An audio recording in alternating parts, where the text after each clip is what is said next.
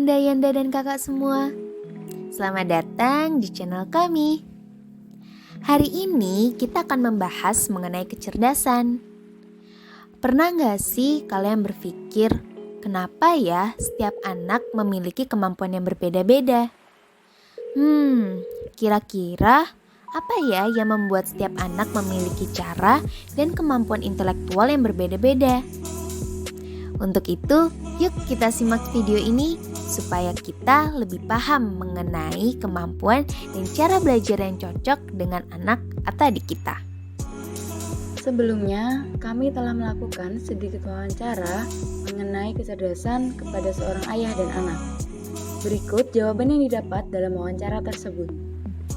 Ketika ditanya apakah kecerdasan itu, mereka menjawab bahwa kecerdasan adalah suatu tingkat intelijensi manusia, dan kecerdasan itu untuk mengukur kemampuan otak manusia. Kemudian mereka ditanya, menurut Anda, bolehkah tingkat kecerdasan tiap orang atau individu dipukul rata? Keduanya menjawab tidak bisa, karena mereka menganggap bahwa tiap orang itu berbeda.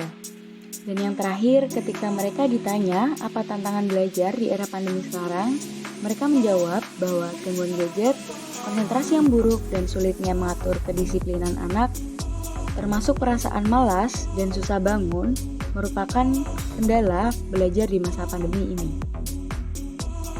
Baik, mari kita mulai dengan membahas kecerdasan, supaya kita lebih tahu mengenai apa sih kecerdasan itu sebenarnya.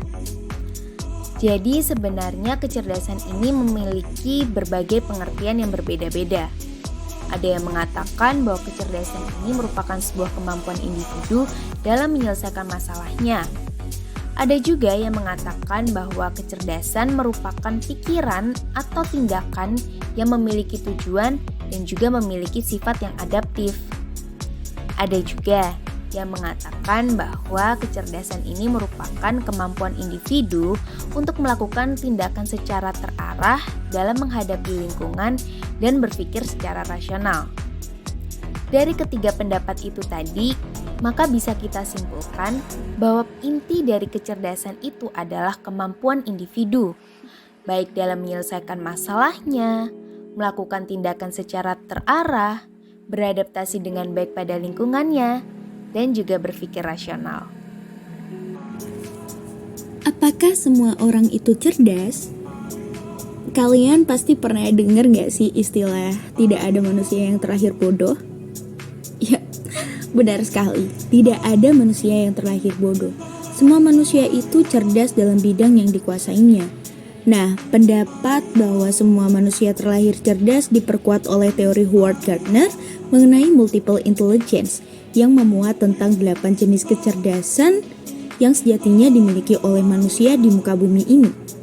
Kamu ingin mengetahui 8 jenis kecerdasan yang dimiliki manusia?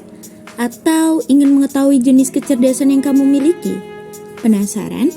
Yuk simak 8 kecerdasan menurut teori Gardner. Cikidot. 1. Kecerdasan linguistik. Orang yang memiliki kecerdasan dalam bidang linguistik atau bahasa. 2. Kecerdasan musikal. Seseorang yang memiliki kecerdasan musikal tentunya sangat berbakat dalam memainkan alat musik, pawai untuk menerjemahkan notasi balok, membuat lagu, dan membuat harmoni. 3. Kecerdasan spasial. Orang yang mempunyai kecerdasan di bidang spasial atau gambar akan sangat mudah mengingat gambar dan memiliki daya imajinasi yang tinggi jika membayangkan sesuatu. Bahkan, bayangan itu tergambar jelas dalam pikirannya. 4. Kecerdasan matematis logis. Orang yang memiliki kecerdasan matematis atau kecerdasan logika umumnya memiliki keunggulan di bidang IPA seperti fisika dan matematika. 5. Kecerdasan interpersonal. Seseorang yang memiliki kecerdasan interpersonal memiliki kemampuan sosial yang tinggi.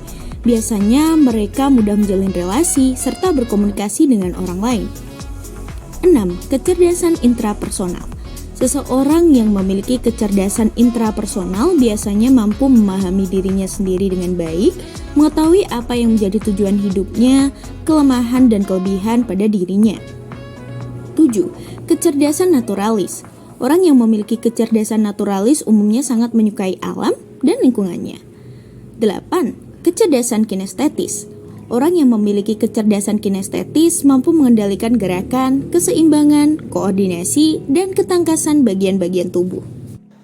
Selanjutnya, kita akan membahas mengenai belajar. Jadi, definisi belajar itu apa sih?